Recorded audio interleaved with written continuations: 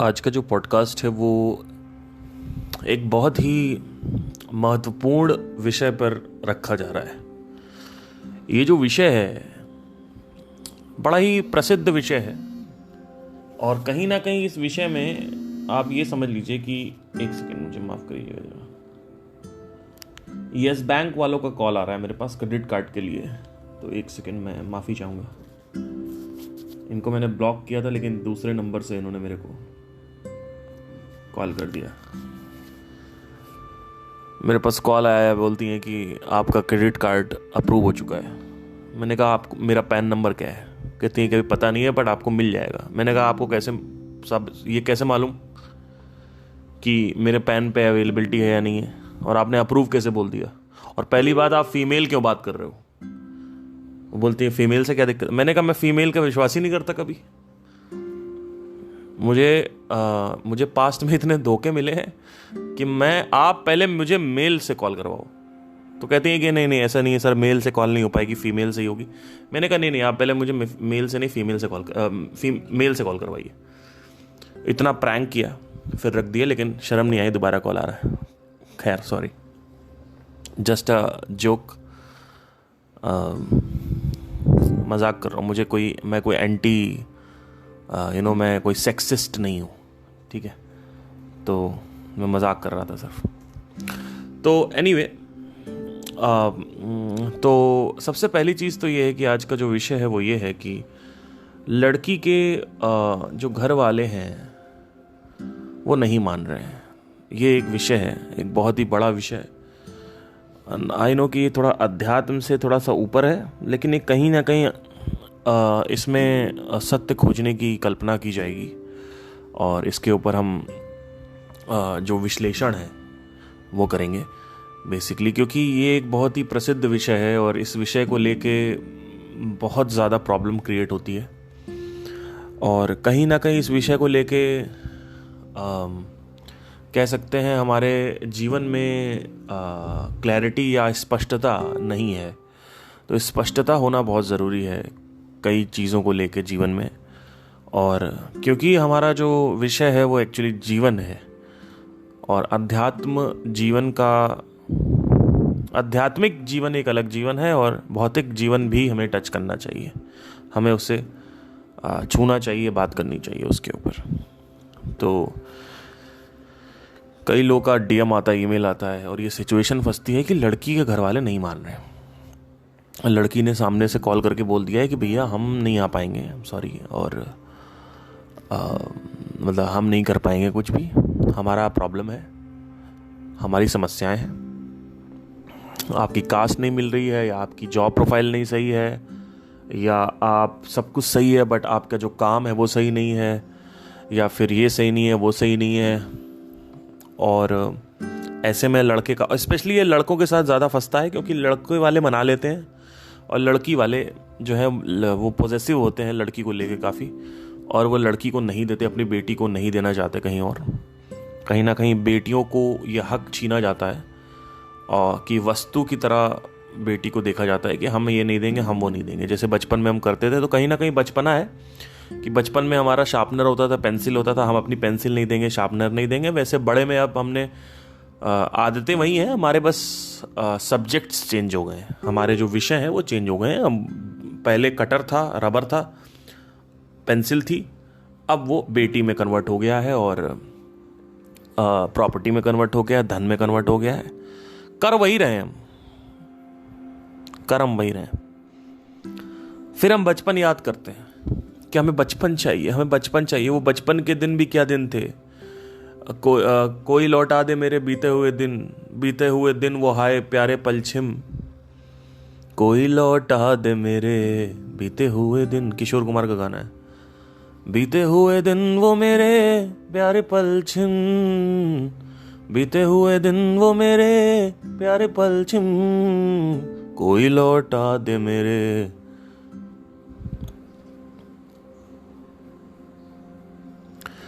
तो हमें कहीं ना कहीं बचपन याद आता है, पर बचपन तो हम साथ लेके ही चल रहे हैं, बचपन की आदतें तो हम साथ लेके ही चल रहे हैं, पर बचपन तो याद आता है हमें कहीं ना कहीं, पहले नंबर। दूसरा नंबर, एक गाना था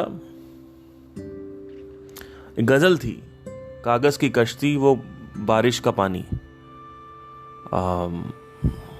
ये जगजीत सिंह की एक गजल थी, बड़ी बचपन के ऊपर लिखी गई थी।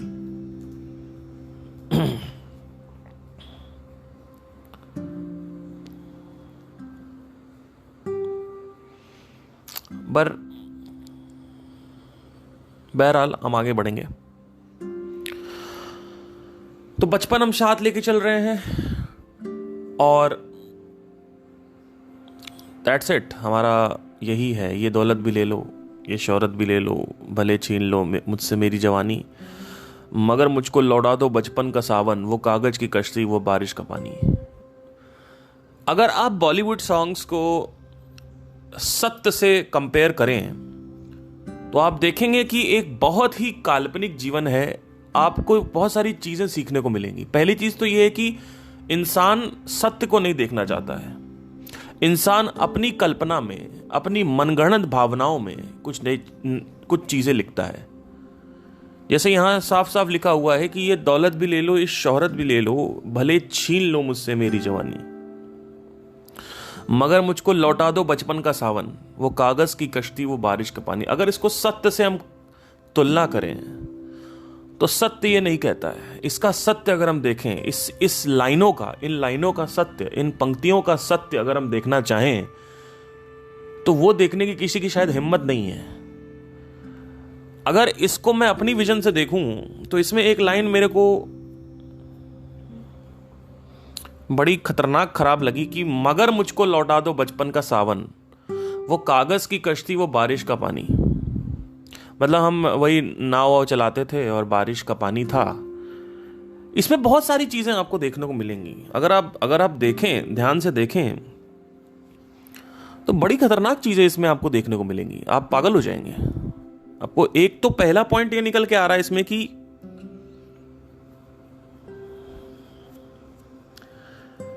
ये आदमी खुश नहीं है। जब भी हम अपने भूतकाल को याद कर रहे होते हैं, हमारी स्मृतियों में हम खोए रहते हैं, हमारी मेमोरीज में हम खोए रहते हैं। समझ लीजिए कि आप दुखी हो। जितना ज्यादा आदमी बड़ा होता जाता है उतना ही ज्यादा आदमी बचपन को और कॉलेज के दिन को याद करता जाता है। अगर आदमी खुश है वर्तमान में तो वो बचपन याद नहीं करेगा। वो बचपन इसलिए याद करता है क्योंकि बचपन कहीं ना कहीं बहुत प्यारा था। इसका मतलब ऑटोमेटिकली ये साबित हो गया कि आज की जो जिंदगी है वो प्यारी नहीं है, वो बहुत दुखदाई है, बहुत ही कष्टमय है। तो पहला पॉइंट तो इसमें से ये निकल के आ रहा है। दूसरा पॉइंट, इस आदमी को भ्रम है। अब मैं यहां पे जगजीत सिंह को पॉइंट नहीं कर रहा हूं, ठीक है। ये जो लिरिक्स है ये जगजीत सिंह को मैं पॉइंट नहीं कर रहा हूं। मैं यहां पे ये कह रहा हूं कि ये लिरिक्स लिखी गई है हर एक इंसान के लिए जो बचपन को याद करता है। और इस लिरिक्स को अगर हम सात्विक रूप से देखें, सत्य देखें इस लिरिक्स का, तो दूसरा पॉइंट वो निकल के आएगा कि यहां पे बचपन को याद करने का फायदा क्या है। अगर आपको हम बचपन लौटा दें, सच में वो कागज की कश्ती और वो बारिश का पानी हम आपको लौटा भी दें, तो आपको कितना प्रतिशत विश्वास है, कॉन्फिडेंस है कि आप खुश हो जाओगे। शायद आप कहोगे हाँ मैं बहुत खुश हो जाऊंगा, मुझे बचपन चाहिए, मुझे कॉलेज के दिन चाहिए। बट मैं आपको इन रियलिटी बताता हूं, जब कॉलेज का दिन था तब आप बचपन के दिन याद करते थे। और जब बचपन था तो तुम 18 साल होने का प्रतीक्षा कर रहे थे कि मैं कब इंडिपेंडेंट हो जाऊं, कब मैं घूमने जाऊं, कब मैं सिम कार्ड खरीदूं, कब मैं अपना खुद का फोन लूं, कब मैं ड्राइविंग लाइसेंस बनाऊं, और कब मैं घूमने जाऊं, कब मैं आजाद हो जाऊं, कब मैं स्वतंत्र हो जाऊं। जब तुम छोटे थे तब तुम 18 साल की उम्र में जाने की सोच रहे थे, और आज जब तुम बड़े हो तब तुम 17 की उम्र में जाने की कोशिश कर रहे हो, 12-11 की उम्र में जाने की कोशिश कर रहे हो। One of the most fundamental thing we have to learn over here is कि इंसान किसी भी स्थिति में वर्तमान में नहीं रहता है, या तो आदमी भविष्य में रहता है या तो आदमी भूतकाल में रहता है। इन रियलिटी वो आदमी वर्तमान में रहता है। अगर उसके शारीरिक रूप को देखोगे तो वो वर्तमान में है, लेकिन काल्पनिक या तो वो भविष्य सोच रहा होगा या तो वो भूतकाल सोच रहा होगा। वो कभी भी वर्तमान में नहीं रहता है, क्योंकि वर्तमान में रहने के लिए वर्तमान की मूल्य करना जरूरी है, वर्तमान का मूल्य समझना जरूरी है। वर्तमान में आदमी खुश नहीं है, इसलिए आदमी भविष्य में जीता है या तो भूतकाल में जीता है। वास्तविकता में अगर उसके शरीर को देखोगे तो वो वर्तमान में है, लेकिन अगर वो आदमी दारू पीता है, सिगरेट पीता है, वर्तमान में नहीं जीता आदमी। बात भी करेगा तो या तो भूत की करेगा या तो भविष्य की करेगा। वर्तमान की कोई बातें नहीं करता कि अभी मैं क्या कर रहा हूं, उसकी कोई बातें नहीं करेगा। कहेंगे आज अच्छा परसों मूवी देखने चलेंगे, है ना, अभी एक हफ्ते बाद यहां जाना है, ये करना है, वो करना है, एग्जाम आने वाला है, देखो पुराने दिन ऐसे थे, हम यहां पे घूमते थे, ये वो दुनियादारी। अभी इसी वक्त भाई तुम खड़े हुए हो, अभी तुम सामने जो पेड़ है उसको देख के कुछ कह सकते हो? नहीं। सामने ट्रैफिक जा रहा है उसको देख के कुछ कह सकते हो? नहीं। पहाड़ों पे कुछ कह सकते हो, या ये कह सकते हो कि अगले हफ्ते पहाड़ जाना है, और जैसे ही पहाड़ पहुंचते हो फिर तुम्हें पहाड़ की कोई मूल्य नहीं होती। तो कहते हैं हाँ पहाड़ी तो है, गांजा कहां है, शराब कहां है, गांजा कहां है? Where is the damn alcohol, where is the weed, give me the fucking joint right now, give me हुक्का, शीशा, give me alcoholism. Why? Because mountains के साथ गांजा पीने का मजा कुछ और है। अरे जो पेड़ों से गांजा निकल रहा है, जो तुम्हारे शरीर के अंदर बाय डिफॉल्ट गांजा है, अगर उसको एक्सेस कर लो तो वो एक्सेस ही पर्याप्त है खुद में। नहीं, उसके बारे में हमें पता ही नहीं है, और अगर पता भी है तो हम इतने ज्यादा बावले हो चुके हैं बाहर गांजा, शराब, सिगरेट में, खाने पीने में, कि आदमी पगला चुका है। उसी में आदमी खो गया है, वही उसका जीवन है, और वो उसी को एक्सप्लोर करना चाहता है। इसी को इग्नोरेंट बोलते हैं। ठीक है, तो अगर वास्तविक गांजा अगर आपको पीना है तो अंदर का गांजा आप निकालिए। वो कैसे निकलता है? पहले सवाल ही लाइए आप अपने अंदर, क्या आप रेडी हैं? नहीं रेडी। दुनिया की बातें कर लो, ये दौलत भी ले लो, शोहरत भी ले लो। क्या तुम सही में दौलत और शोहरत लेना चाहते हो? सच में? Can we for a second believe that you want to give all your wealth and all your fame? Really? Would this be possible in the real world?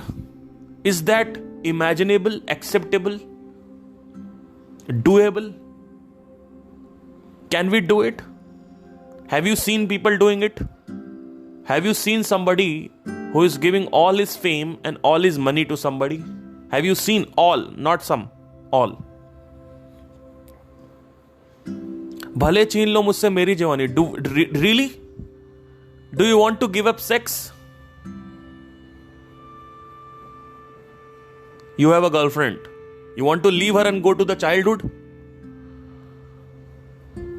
What will happen to that girlfriend now?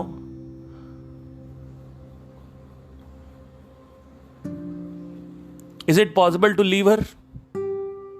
Do you have the fucking courage or guts to leave your current girlfriend, current friends, current designation, career, money, wealth, property,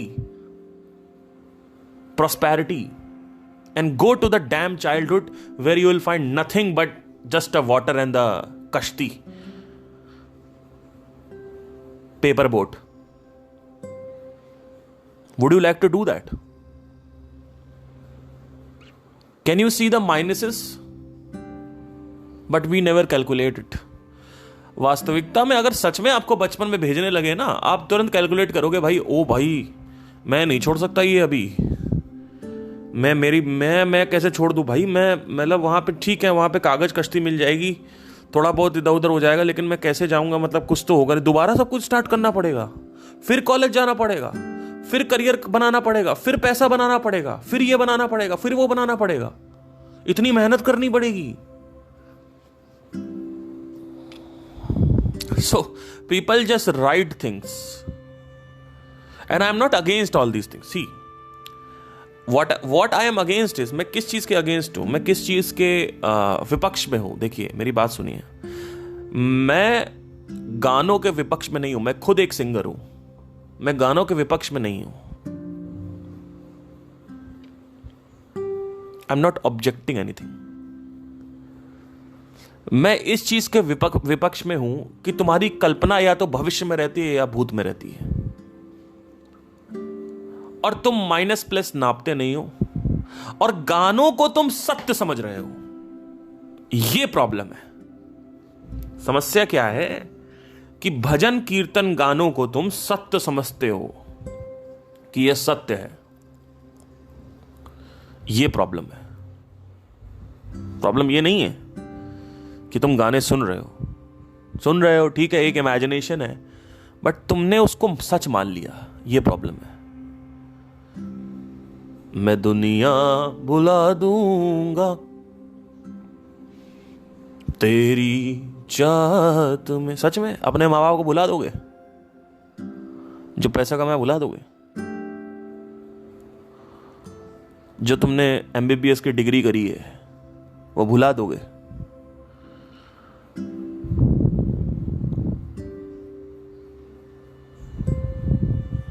और किस चीज के लिए भुला रहे हो? यहां पे बचपन है। बचपन लौटा दो। आज वाकई में अगर आपको हम वास्तविकता में अगर बचपन की ओर ले जाएं तो आप रोने लगोगे तुरंत, इमीडिएटली, क्योंकि बचपन में तुम बड़े होने के लिए सोच रहे थे। और अगर वाकई में तुमको लड़की की चाहत में दुनिया भुला दें, मैं दुनिया भुला दूंगा तेरी चाहत में। ओ दुश्मन जमाना मुझे ना बताना, मैं सब कुछ मिटा दूंगा तेरी चाहत। देखो क्या गाने। इन गानों ने कंडीशन कर रखा तुमको। एक तरफ मैं एक म्यूजिशियन हूं, संगीतकार हूं। कई लोग मेरे को बोलेंगे भाई ये क्या बात कर रहा है। मैं अगेंस्ट नहीं हूं गानों के। कई संगीतकार हो सकता है मेरे को सुने, उनको लगे अरे यार हमारे संगीत को उल्टा सीधा बोल। अरे तुम्हारे संगीत को थोड़ी उल्टा सीधा बोल रहे हैं मूर्ख। सत्य क्यों मान लिया तुमने इनको? झूठ का झूठ रहने देते। एक रिक्शा वाला है, टेम्पो वाला है, कोई शराबी है, उसको सत्य मान के बैठा हुआ है। महामूर्खता की हद पार है। सत्य के साथ जियो, सत्य के साथ बैठो उठो। कल्पना मत करो, झूठी कल्पनाएं, असत्य कल्पनाएं, कुछ भी कल्पना किए बैठे हो। दुनिया बुला दोगे चाहत में। बुलाओ दुनिया, बुलाओ अपने माँ बाप को। नहीं नहीं नहीं नहीं, नहीं माँ बाप को छोड़।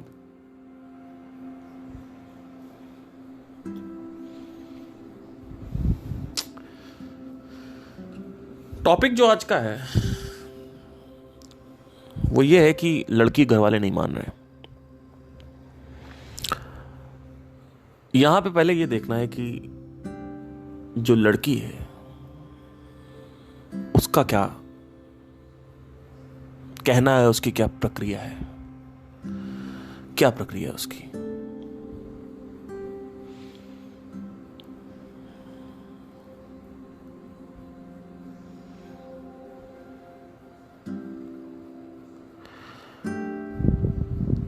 प्रक्रिया यही है कि नहीं मान रही है, वो भी कह रही है कि पापा नहीं मान रहे, तो ऐसे में क्या करना चाहिए? बड़ा खतरनाक डिसीजन है ये, छोटा मोटा डिसीजन नहीं है। जब आदमी फंसता है ना इस निर्णय में, तो आपको देखना पड़ता है। पहली चीज तो मेरे हिसाब से, अगर कोई भी लड़की ऐसे बोलती है, तो पहली चीज उससे आप ये पूछिए कि जब प्यार चल रहा था, प्यार हो रहा था, और जब मैंने तुमसे बात करना चालू किया था, तब तुमको अपने मम्मी पापा याद नहीं आए? अब तुम्हें अपने मम्मी पापा, जब तुम्हें डिसीजन लेने का टाइम आया शादी का, तब तो मम्मी पापा याद आ रहे हैं। तो पहला सिनेरियो ये है कि लड़की मम्मी पापा के साइड ले रही है, तो उस लड़की को छोड़ देना चाहिए आपको, मेरे हिसाब से। क्योंकि जब आदमी आपके लिए खड़ा नहीं हो रहा है, तो आदमी क्या, आप उसके लिए क्यों खड़े हो रहे हो? सही बात है कि नहीं? नहीं नहीं नहीं, उसकी भी अपनी जिम्मेदारियां हैं, उसकी भी अपनी समझ है, उसकी भी अपनी एक सर्कमस्टेंसेस हैं, मजबूरियां हैं। What should I do Parth, what should I do? You have to understand why this मजबूरी was not there in the beginning of relationship, जब तुम सेक्स कर रहे थे।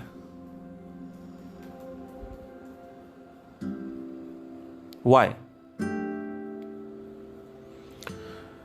नहीं नहीं नहीं नहीं, विवश है वो, विवश है, कंपल्सिव नेचर है, विवश है, विवश। पार तुम समझ नहीं रहे हो, मुझे मत समझाओ।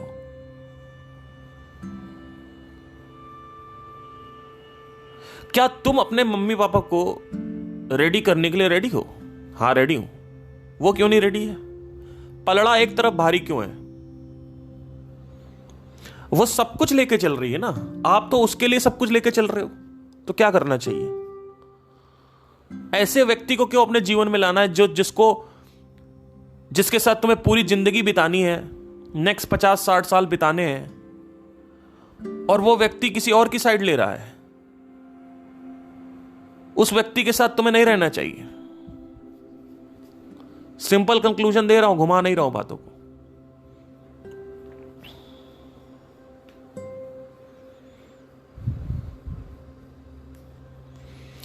तो ये पहला सिनारियो हो गया, जहां पे लड़की कह रही है कि तुम समझो। क्या समझे? उससे सीधा साफ बात बोलो कि देखो ऐसा है, जब शुरू हो रहा था तुम्हें पता था कि मैं तुमसे शादी करूंगा, मैंने तुमसे बात करी थी, या नहीं भी पता था, तुम्हें पता था एक रिलेशनशिप सिर्फ, जरूरी नहीं अगर एक रिलेशनशिप सीरियस है तो वो शादी के बंधन में बंधता ही है। अगर मैंने उसके वादे नहीं भी किए हैं, शादी के वादे शुरू में, तो भैया देखिए, ऐसा ही एक बहुत लाजमी और क्लियर चीज होती है कि आपको, अगर मैं सीरियस गंभीर हूं आपके साथ, तो आपको मुझसे शादी करनी चाहिए। और आखिरी में आप ये बोल रहे हो कि आपको मम्मी पापा नहीं मना पा रहे हैं, या मम्मी पापा कुछ और बोल रहे हैं, तो आप उनके साइड खड़े हुए, दोनों जगह मत खड़े हुए। ये प्रॉब्लम है लड़कियों की।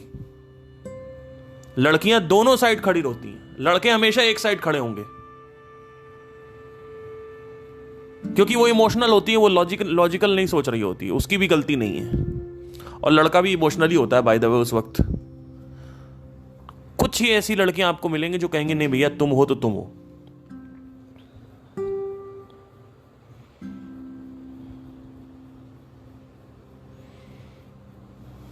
अभी कुछ टाइम पहले की बात है, एक बंदा था, उसका नाम नहीं लूंगा, बहुत जान पहचान में। तो मैंने कहा कि ये बताओ, अगर उसके लड़की के घर वाले तुम बोलते हैं कि उसके पापा धमकी दे रहे हैं, मार डालेंगे तुम्हें, नहीं तो हमारी बेटी को छोड़ दो, तो तुम क्या करोगे? कहता भैया जान है तो लड़की है, तो पहले तो जान है। पर ऐसे कई लोग हैं, और मैं आपसे बोल रहा हूं, मेरे से आके प्लीज ईमेल मत करिएगा कि मेरी इंटरकास्ट मैरिज फंसी है, समस्या बताइए। मैं कोई पंडित नहीं हूं या एस्ट्रोलॉजर नहीं हूं कि मेरे पास आके आप पूछें, ठीक है, कि ये हो रहा वो हो रहा, समस्या बताओ। भैया हम भी भाग के शादी करने की सोच रहे हैं। मैं ऐसे चक्कर में पढ़ना नहीं चाहता, और ना ही मैं ऐसे ईमेल पे रिप्लाई करूंगा, ठीक है, क्योंकि ये हो चुका है। एक बार मैंने एक वीडियो बना दी थी, उसमें इतने लोगों ने ईमेल किया, हमारा ये सिचुएशन फंसी हुई है, पुलिस पीछे लगी हुई है, ये वो। मैंने कहा भाई ये तुम्हारी प्रॉब्लम है, सॉरी, मैं सिर्फ सजेस्ट कर सकता हूं आपको, क्योंकि मेरा इन्वॉल्वमेंट का मतलब है कल को कुछ हो गया तो ईमेल ट्रेस होगी, कुछ होगी, उसमें मैंने कुछ सजेस्ट किया, मेरे को भी फंसा जाएगा कि भाई इनके चक्कर में मर गए दोनों, है ना।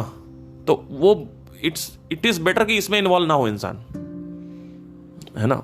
ऑल्दो वो इतना कुछ होता नहीं है, मतलब मैं नहीं कर रहा हूँ कि मैं फंसूंगा या कुछ ऐसा, मतलब लाइक जस्ट एक, ये जो केस है ना, ये वाले जो केसेस होते हैं, इससे थोड़ा दूर रहना चाहिए।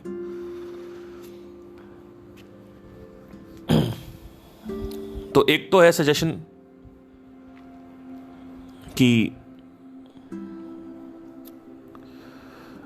अगर कोई आपके साथ नहीं खड़ा है तो आप उसके साथ मत खड़े हो। अब दूसरा सिनेरियो ये है कि जो कि टॉपिक इस टॉपिक से विपरीत है, कि लड़की मान गई है और वो शादी करने के लिए रेडी भी है, और घर वाले उसके जो हैं, लेट्स से कि वो धमकी दे रहे हैं, मार डालेंगे, ये वो जो भी है, व्हाटएवर जो भी चल रहा है, ये मैक्सिमम मैं बता रहा हूँ, ऐसा कुछ करते नहीं है, बट ये बहुत मैक्सिमम एक सिनेरियो लेके चल रहा हूँ। तो ऐसे में आपको क्या करना है, ये आपके ऊपर डिसीजन है। कई बार क्या होता है कि एज अ गर्ल जब आप भाग रहे हो किसी के साथ, तो आप पिछले 25 साल का रिश्ता तोड़ रहे हो किसी से, है ना। तो ये लड़की के ऊपर टोटली डिपेंड करता है कि ये जो लड़का है जिसके साथ मैं जीवन बिताने जा रही हूं, क्या ये वर्थ इट है। नहीं है तो चुपचाप छोड़ो, खत्म करो। और लड़के के पॉइंट ऑफ व्यू से अगर देखें तो ऐसी लड़की अगर छोड़ दे रही है आपको, तो आप क्लियर हो जाइए ना, आपको 1000 लड़की और मिल जाएंगी। ये जो बातें होती ना कि नहीं वो स्पेशल थी, मुझे वही चाहिए, जिसके साथ होता है उसको वही चाहिए होता, आपको क्या पता। अरे भाई मैं 3 साल नहीं बाहर निकल पाया था, मतलब 1.5 साल, सॉरी, मैं 1.5 साल, मेरे से क्या बात कर रहे हो। जिस परिस्थिति में तुम हो उससे कहीं गुना गंदी परिस्थिति में मैं था, लेकिन जो सोल्यूशन मैं तुम्हें बताऊंगा वो तुम्हें काम नहीं करेगा, क्योंकि तुम्हारे अंदर इतना भयंकर डिजायर पड़ा हुआ है शादी करने का और साथ में समय बिताने का, बच्चे पैदा करने का, चिपक के सोने का, कि तुम्हारे अंदर जो सोल्यूशन है वो काम ही नहीं करेगा। अभी तुम्हारे दिमाग में सिर्फ एक ही चीज चल रही है, वो है विवाह, शादी। लेकिन तुमको एक और सिनेरियो अगर मैं बता दूं तो शायद तुम उस पर कभी विश्वास नहीं करोगे। वो ये है कि शादी के बाद ऐसा लगता है कि सुख मिल जाएगा, लेकिन सुख मिलता नहीं है। इसीलिए शादी पे इतने सारे जोक्स बनते हैं, शादी विवाह पे। आपको क्या लगता है ये जो जोक्स बनते हैं ये सब झूठ है? सब सत्य हैं। शादी के बाद शुरू के 6-7 महीने के बाद अरेंज मैरिज है तो, लव मैरिज है, सेक्स हो रखा है तो 2 महीने में खत्म हो जाएगा सिस्टम। सबसे बड़ी जो मिस्टेक पता है क्या होती है, लड़के बहुत सारे वादे कर देता है लड़की को, टाइम दूंगा, ये करूंगा, वो करूंगा, ये करूंगा। बहुत सारे लड़के होते हैं वो इतने वादे कर देते हैं, फिर लड़की कहती है हाँ ये अब करेगा। जैसे ही शादी होती है फिर वो टाइम देना बंद कर देता है, घुमाना बंद कर देता है, अपने हिसाब से चीजें करता है। फिर लड़की लड़ाई करती है कि शादी के बाद तुम बदल गए, ये वो। इसीलिए आपने डायलॉग सुना होगा, सुनो तुम बदल तो नहीं जाओगे ना शादी के बाद। सुना होगा आपने डायलॉग। ये डायलॉग इसीलिए यहीं से आता है कि क्योंकि वो देख रही है कि इतने लोग बदल गए, मेरे घर में भैया भाभी बदल गए, तो मैं तुमसे भी पूछ लेती हूँ, सुनो तुम बदल तो नहीं जाओगे। इतना साला इन लोगों ने फिल्में देख रखी हैं कि बात करेंगे शाह को शाह बोलेंगे, शादी शादी, है ना, हमें शादी करनी है। और उसके बाद जब प्यार करने की बात आती है तो बोलेंगे मैं निभा तो रही हूं, उर्दू आ जाएगी बीच में, निभा तो रही हूं मैं, सारे वादे पूरे, वादे, वाह वादे, आहा उर्दू, सारे वादे पूरे किए, सारी कस्में खाई और उन कस्मों को पूरा किया। एकदम से उर्दू बीच में पेल देंगे। बात करते हैं कनपुरिया में, अब दिल्ली वाली भाषा एकदम नॉर्मल में वैसे रहेंगे, और तू क्या कर रही है, कैसी है। और उसके बाद जब कोई इंटेंस होगा मामला तो बोल देंगे तूने वादे किए थे। अरे वादे क्यों बोल रहे हो, प्रॉमिस ही बोल लो या बोल दो तुमने बोला, उर्दू डाल देंगे बीच में। उसको थोड़ा सा टाइट कर देते हैं, क्योंकि उर्दू भाषा जो है ना बड़ी सही भाषा है, वो ना वजन लाती है शब्दों में वजन लाती है वो। और जो लोग उर्दू के अगेंस्ट हैं वो रोज उर्दू यूज करते हैं। मोहब्बत, कस्में, वादे, ये सब उर्दू है। किसी से पूछो परिपक्व क्या होता है, परिपक्वता नहीं पता। सादगी पता है लोगों को क्या होता है ना।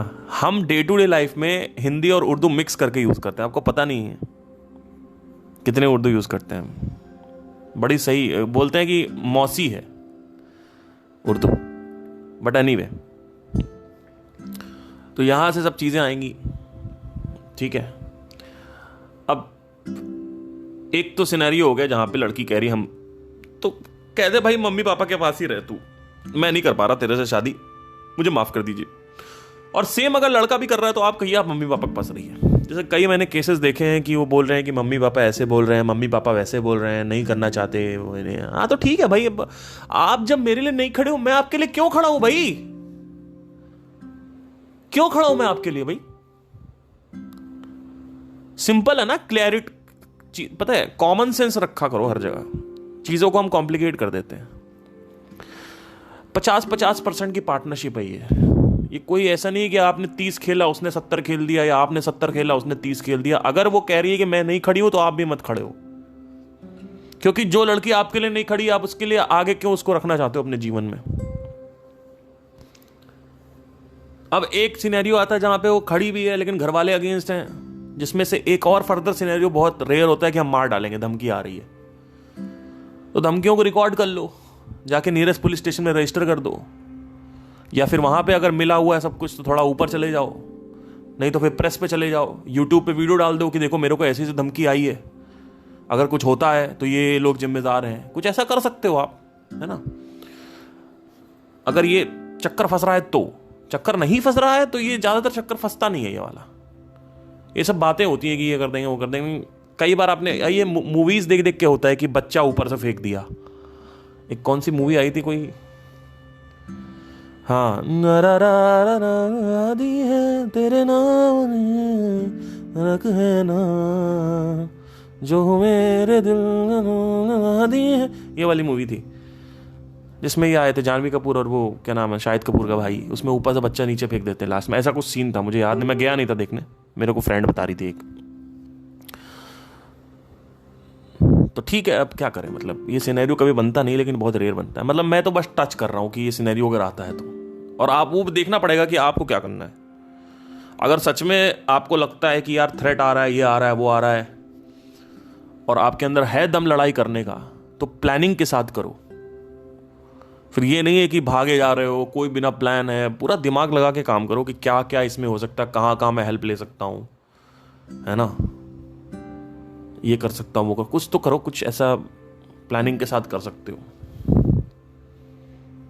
एक मूवी आई थी धड़कन, उसमें उसको शादी करवा देते हैं, लड़का जो है पावरलेस होता है, फिर उसके बाद वो पावरफुल हो जाता है, तब तक उसको उससे प्यार हो जाता है नए वाले पति से।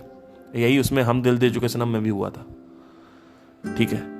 तो आप गरीब हो, लड़की के घर वाले पॉलिटिकल पार्टी से हैं, और आपको लग रहा अरे यार ये क्या हो गया, मतलब मार डालेंगे वो, मैं तो दबा देंगे, मुझे दबा देंगे, ये वो जो भी है। तो आपको देखना है कि भाई क्या है, मतलब ये मुझे अपना जीवन देखना है या फिर यही देखना है ना। ये आपके ऊपर है भाई, मैं इसमें कुछ राय नहीं दे सकता, क्योंकि ये मेरा डिसीजन नहीं है कि ऐसे में क्या किया जा सकता है कि ये केस अगर फंस रहा है, इस तरीके का केस फंस रहा है। तो बहुत सारे हेल्पलाइन नंबर्स होते हैं इन सब केसेस के लिए, वहाँ पे कुछ आप मदद ले सकते हो, कुछ चीज़ें हैं कर सकते हो। लेकिन मुझे जहाँ तक लगता है कि ये केसेस बहुत कम फंसते हैं ये वाले। बहुत सारे ऐसे भी केसेस हैं जहाँ पे मार डाला गया है दोनों को, तो अब वहाँ पे भी आप क्या कर सकते हो, वहाँ पे देखिए रिस्क तो होगा ही। अगर आप ये सोचोगे ना कि मैं सब कुछ बढ़िया लेके चलूँ, तो रिस्क तो हमेशा होगा। अगर कोई पावरफुल है बहुत ज़्यादा और आप बिल्कुल पावरफुल नहीं हो, तो आप कितना भी छुप जाओ रिस्क होगा। आप ये उम्मीद रखो कि वो एक्सेप्ट कर लेंगे सामने वाले, हो सकता ना करें। सो आप वर्स्ट टू वर्स्ट के सिनेरियो सोच सोच के अभी मैं बात कर रहा हूँ, ऐसा होता बहुत रेयर ऐसा होगा। कई केसेस में ऐसा देखा है मैंने कि शादी कर ली सामने वाले, पर घर वाले मान गए, 1-2 साल में माने लेकिन मान गए, ऐसा भी सीन होता है।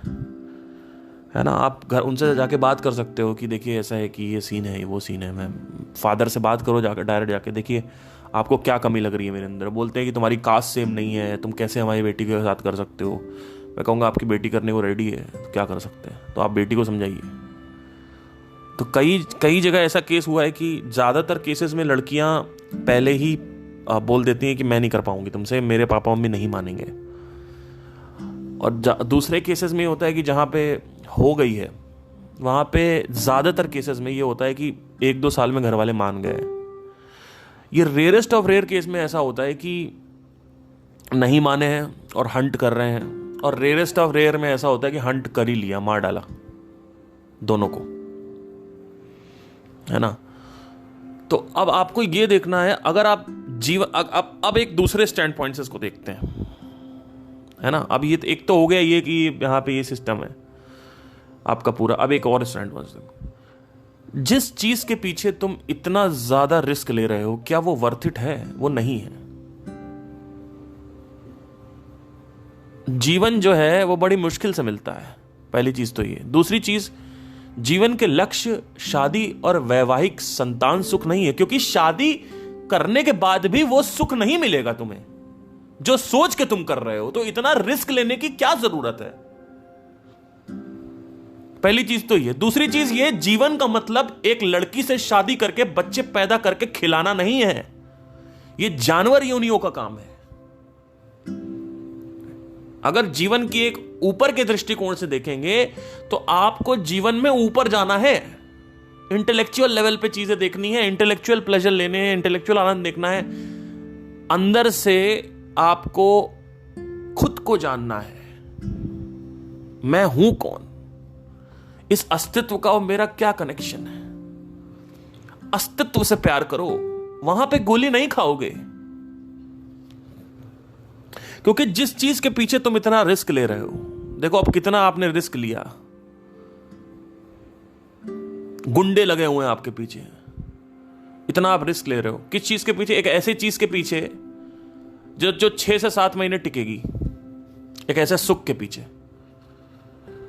अब आप कहोगे नहीं, सुख नहीं है, कमिटमेंट है, हमने वादे किए थे, तो मेरी जिम्मेदारियां हैं उसकी तरफ। कोई फालतू की जिम्मेदारियां होती है, ये सब कुछ नहीं है अस्तित्व के सामने। मैंने क्या बोला आपसे? आप अमीबा हो, आप एक बैक्टीरिया हो, और आप रेत के कण को बिल्डिंग समझ रहे हो 20 फ्लोर की। वैसे ये जो लड़का छोरा है जो भाग रहा है, जो लड़का है जो भाग रहा है लड़की को लेके, इसको लग रहा है कि मैं इसको लेके भाग जाऊं, यही सबसे महत्वपूर्ण चीज है। ये बिल्डिंग समझ रहा है शादी को, इस शादी को बिल्डिंग समझ रहा है। अपनी विजन को थोड़ा ऊपर करो। रेत का कण जो है उसको सिर्फ रेत के कण की तरह देखो। रेत के कण को 20 मंजिला बिल्डिंग मत बनाओ। हमने हर चीज को हाथी बना रखा है और हम चींटी हैं। अरे भैया, आप हाथी से लाखों गुना बड़े हो, ये अपने अंदर समझ लाओ। जिस दिन ये समझ आ जाएगी, सब चिंदी छोटी, ये जो रिस्क ले रहे हो आप, ये सब छोटा चिंदी हो जाएगा आपके सामने। आप कहोगे इतना ज्यादा रिस्क लेने की क्या जरूरत है ऐसे इसमें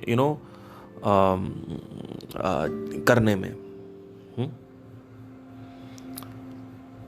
मैं तौलने की बात कर रहा हूं। जो भी आप जोखिम उठा रहे हो, रिस्क मतलब होता है जोखिम।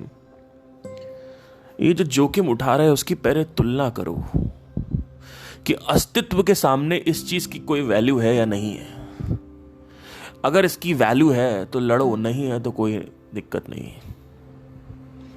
एक आर्मी वाले को हिंदुस्तान की जो मिट्टी है वो मां की तरह लगती है, तो क्या अमेरिका की जो मिट्टी है वो दुश्मन मिट्टी है? या हमने सिर्फ ज्योमेट्रिकल बॉर्डर लाइंस खींच रखी हैं और एक्चुअली में जो हमारी मां है वो पृथ्वी है, पूरी की पूरी पृथ्वी है। अब मैं ये नहीं कह रहा हूं कि आर्मी वाले को अपना फर्ज नहीं निभाना चाहिए, मैं ये नहीं कह रहा हूं, पर वो अपना करे। मैं भी होता तो मैं भी शायद जान दे देता देश के लिए, लेकिन वहां आप देश के लिए जान दे रहे हो। लाखों करोड़ों लोग के लिए जान दे रहे हो, वहां पे ठीक है। यहां पे आप जान दे रहे हो एक लड़की के चक्कर में। आपको पूरा का पूरा जो जीवन है उसको ओवरव्यू जूम आउट करके देखना पड़ेगा। सैटेलाइट पॉइंट ऑफ व्यू रखिए, moon light point of view रखिए, देखिए मैं क्या किस तरीके से तौल रहा हूं। देश में अगर कोई अटैक होता है तो पहले आर्मी लड़ती है। जब आर्मी गिरा मार दी जाती है, हमारी अभी सेकंड लार्जेस्ट या थर्ड लार्जेस्ट से सेकंड लार्जेस्ट आर्मी बनने वाली है, क्योंकि हमारी पॉपुलेशन बढ़ती जा रही है। आई थिंक नंबर 1 है हम इस समय पॉपुलेशन में, इंडिया। चाइना को पीछे छोड़ दिया हमने शायद। देखिए,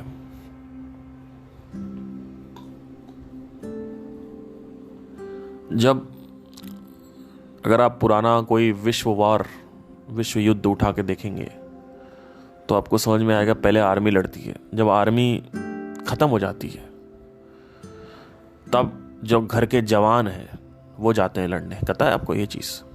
जिसको नहीं पता है सुन ले। अगर हिंदुस्तान पे अटैक होता है, हमारे देश पे अटैक होता है, हमारे धरती पे अटैक होता है, तो पहले आर्मी वाले लड़ेंगे, और अगर हरा दिया तो यहां से सरकार जबरदस्ती भेजती है। किसको भेजेगी? जितने भी 17 साल के ऊपर के लड़के हैं, 16 से 17 के ऊपर, 17 से लेकर 45-50 भेजेंगे। और आखिरी में जब वो भी मर जाते हैं तो कब्जा लिया जाता है औरतों को और बच्चों को। सुनने की ये क्षमता रख लो, पहले जाके देखो क्या होता है वार में। पहले आर्मी लड़ेगी, फिर जवान घर के भेजे जाएंगे। आपको लगता है आप नहीं जाओगे? मार मार के भेजा जाएगा। और जाओगे क्योंकि आपको लगता है कि कई लोग तो खुद जाते हैं। वो कहते हैं भैया चलो लड़ते हैं यार, खत्म करते हैं, नहीं तो खत्म हो जाते हैं। वो क्या करोगे? आप करोगे क्या? वो आएंगे आपके घर में, आपको मारेंगे। इससे अच्छा आप बाहर जाके लड़ो। सिंपल है ना? तो आप जाओगे, आपके पापा जाएंगे अगर 50 या 45 के नीचे हैं वो, साथ में आपके भाई जाएंगे, वो जाके लड़ेंगे। आपको 2 या 3 दिन की ट्रेनिंग दी जाती है और बंदूक थाम दी जाएगी बीच युद्ध में कि चलो भाई लड़ो। कई लोग तो डर से ही मर जाते हैं। ये चीज आपको पता होनी चाहिए कि ये सिनेरियो होता है, एक्चुअली हुआ है। ये वर्ल्ड वॉर 1 और 2 में हुआ है ये सिनेरियो। बड़ा खतरनाक सीन है। जब मुझे पता चला था ना ये, तो मैंने कहा था ये कैसे हो गया, लेकिन होता है ये। लोगों को लगता आर्मी लड़ती रहेगी फिर गवर्नमेंट आके लड़ेगी। ऐसा कुछ नहीं भैया। आर्मी खत्म हो गई, उसके बाद फिर आपको जाना है। स्वतंत्रता को हमने हवा में ले रखा है।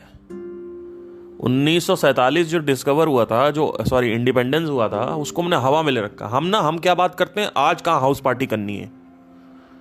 ये जो हाउस पार्टी करने की जो सुविधा आपको प्रदान है, इसके पीछे कितना खून बहाया गया इस देश में। और आप भी बहाओगे अगर आर्मी हार गई तो। बड़ा खतरनाक चीज है। मेरे को तो काफी विचलित करती है ये कि ऐसा भी होता है। जब मैंने पढ़ा तो मैं 2 दिन सोचता रहा। मैंने कहा हाँ यार ऐसा होता है। मैंने कहा ऐसा भी यार, क्या बात है यार, मतलब लड़ना पड़ेगा, जाइए लड़िए। मैंने ऐसे मूवीज भी देखी हैं जहां पे लोग लड़ने जा रहे हैं, सामने से गोलियां चल रही हैं और वो कवर ले रखा उन्होंने, बोरियों के, सीमेंट की बोरियां होती हैं, उसके पीछे छुपे हुए हैं और कांप रहे हैं, घर वालों को याद कर रहे हैं, बच्चों को याद कर रहे हैं। हमसे नहीं हो पाएगा, हम नहीं कर पाएंगे भैया, अरे मेरे नहीं हो रहा भाई भाई भाई भाई भाई भाई। जब वहां वो आप सिनेरियो इमेजिन करो, उसके बाद अब जो स्वतंत्रता है उसको इमेजिन करो, कितना खतरनाक वैल्यू। अभी हमें वैल्यू नहीं पता, हमें तो ऐसे सब ठेले में लग रहा है, ऐसे तो मिल रखा है, कोई दिक्कत नहीं है। और हमारी प्रॉब्लम क्या है, वो मेरे से प्यार नहीं करती है, वो मेरा करियर नहीं बन रहा है, और ये मुझे अच्छा नहीं लग रहा है। बिना बातें मूड खराब हो जाता भैया। हैं, जरा जरा सी बात पे हम गोली खाने लगेंगे, सुसाइड की धमकी देने लगेंगे, हमारा जीवन खत्म हो गया, सब बर्बाद हो गया। अरे क्या बर्बाद हो गया? स्वतंत्रता मिल रखी है तुम्हें, ये बर्बादी है? बाहर निकल सकते हो बिना इस डर से कि कहीं भैया कहीं से बम ना गिर जाए, कहीं गोली ना आ जाए। आंखें हैं, कान है, शरीर है, जाके हॉस्पिटल में देखो जिसको कैंसर हो रखा है, अपाहिज हो रखा है। नहीं नहीं नहीं, वो लड़की नहीं मिली, करियर नहीं बनना है, अच्छा नहीं लग रहा है, मेरा जीवन बर्बाद हो गया। क्या बर्बाद हो गया?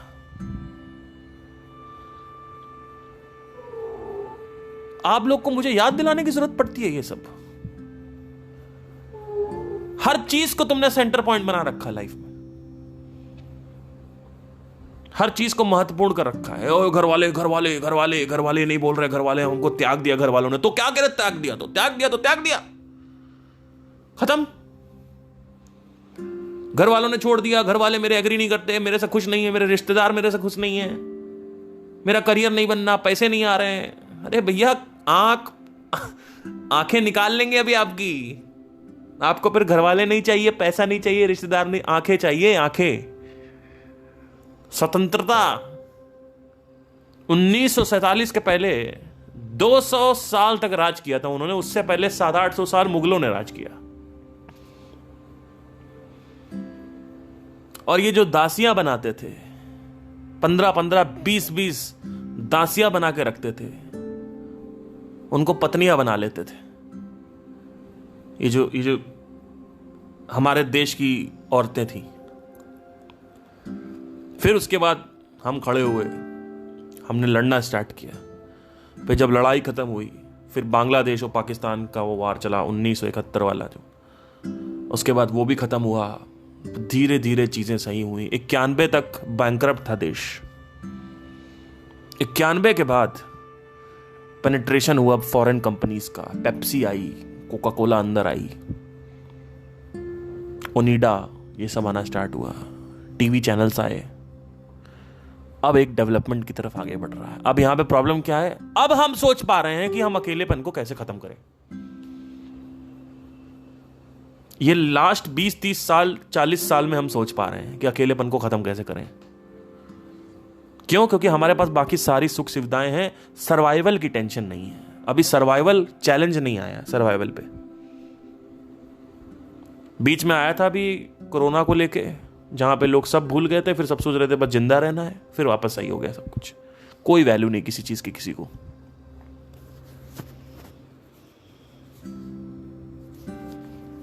बस नाटक करवा लो। लड़की के घर वाले नहीं मान रहे हैं। अरे भैया आप स्वतंत्र हो, इसकी क्या वैल्यू पता है आपको? नहीं पता, क्योंकि आप उस वक्त पैदा ही नहीं हुए थे जब ये सब हुआ था। आपको कोई वैल्यू नहीं पता। जीवन की क्या मूल्यता है, इसको समझने की कोशिश करो। छोटी छोटी चीजों को बड़ा मत बनाओ, छोटा रखो। मैं कह रहा हूं आपके जीवन में कुछ भी समस्या है, आपका शरीर से ऊपर कुछ नहीं है।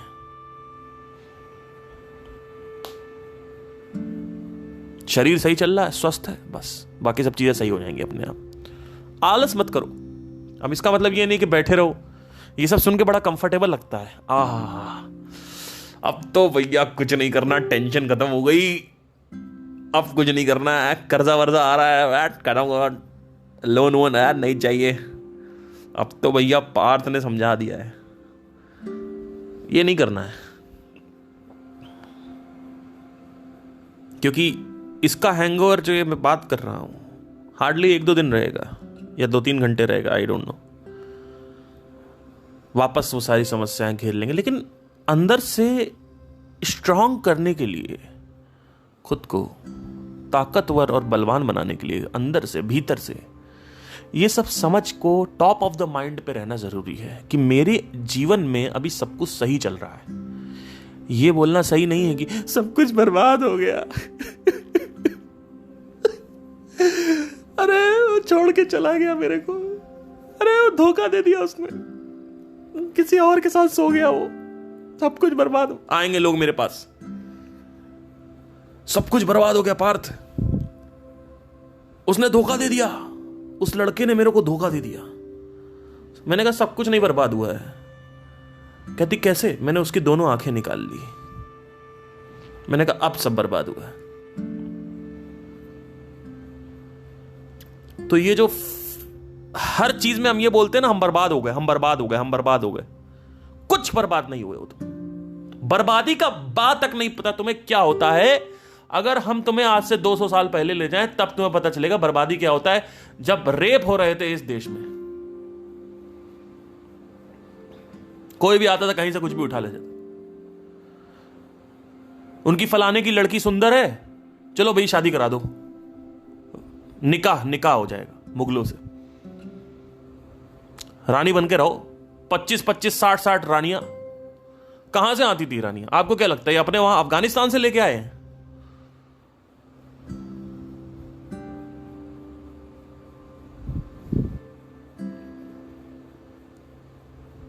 कभी थोड़ा पढ़ो, आप हिल जाओगे। क्या हुआ इस देश में, क्या हुआ है 700 से 800 साल पहले। अब मैं खुद हिल गया कि ये रानी कहां से बनाते थे। 60-60, 70-70 रानियां हो रही हैं, 15-15, 20-20 रानियां हो रही, कहां से आ रही रानियां भाई?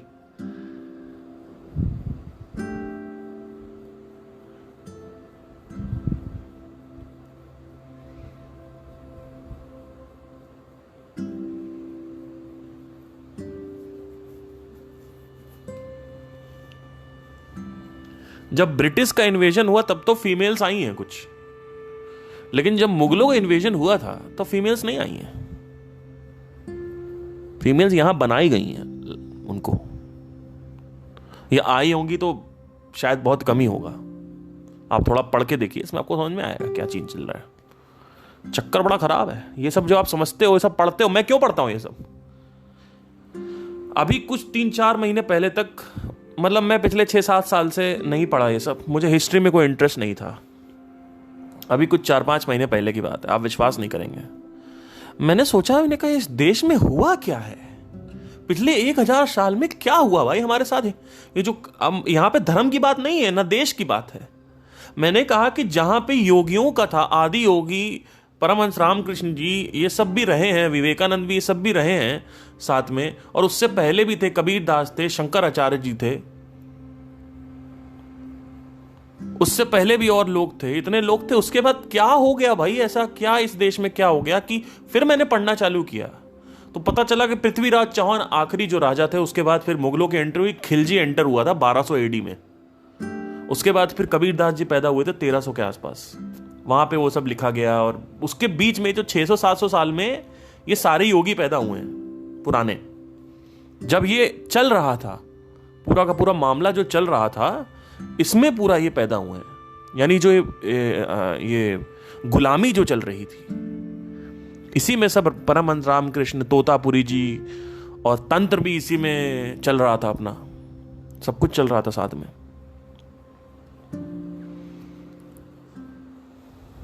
बड़ा खतरनाक है। रमन महर्षि, निसर्गदत्त महाराज, सब उसी वक्त के। अच्छा, ये सब सेपरेट थे, इनका अपना, क्योंकि इसमें क्या होता है ना, जो 20 शहर थे वहां पे सब होता है। अब जंगलों में कौन जा रहा है, ज्यादातर सब खाली पड़ा रहता था, मैक्सिमम चीजें जंगल थी। अगर आप देखेंगे जो 1500 AD है, उसमें जो इंडिया की पॉपुलेशन है, आपको समझ में आएगा कि बहुत कम पॉपुलेशन थी उसकी। आज हमारी इस समय 140 करोड़ पॉपुलेशन है। इंडिया की पॉपुलेशन उस वक्त थी अराउंड कुछ 100 मिलियन, यानी आप समझ लीजिए कि 100 मिलियन कितना हो गया। मेरे मैथ्स थोड़ी सी कमजोर है, मैं बताता हूं आपको। 10 करोड़ लोग, 10 करोड़ लोग, बाप रे। मतलब आज से 500 साल पहले सिर्फ 10 करोड़ लोग थे, बाप रे बाप। और आज कितने, 140 करोड़।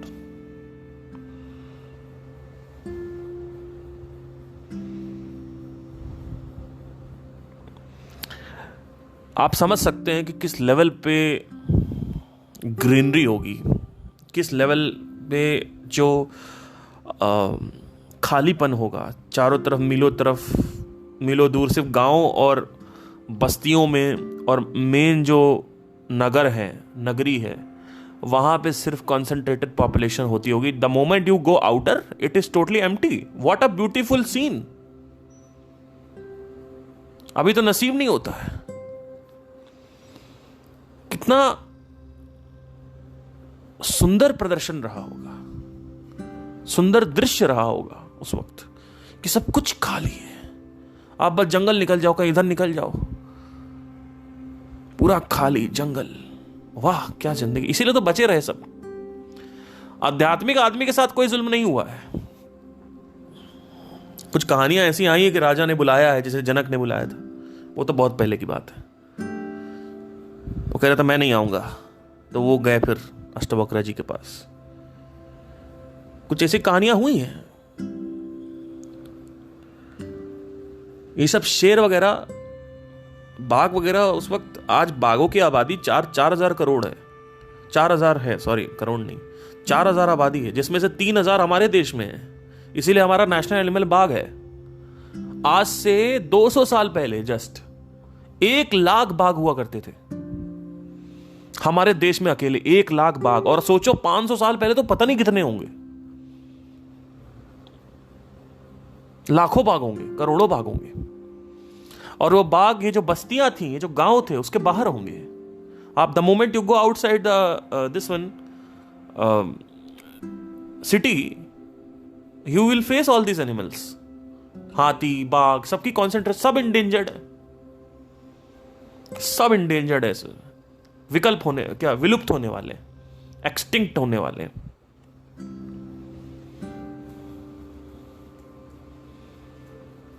क्या धज्जियां उड़ा दी.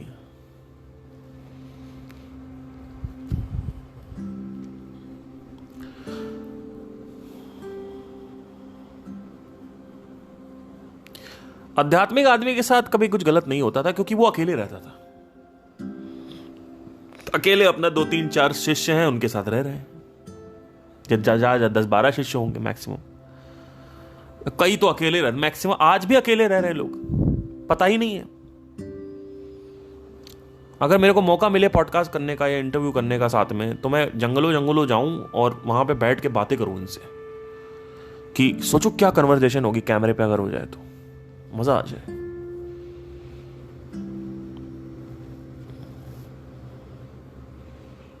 लेकिन जो आदमी बंधन ग्रसित है, शहरों में था,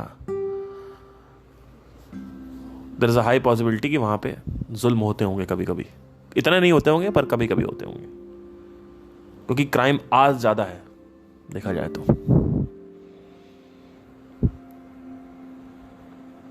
और भी 1500 शताब्दी में 10 करोड़ की आबादी है, तो अगर 500 साल और पहले देखेंगे तब तो और कम होगी.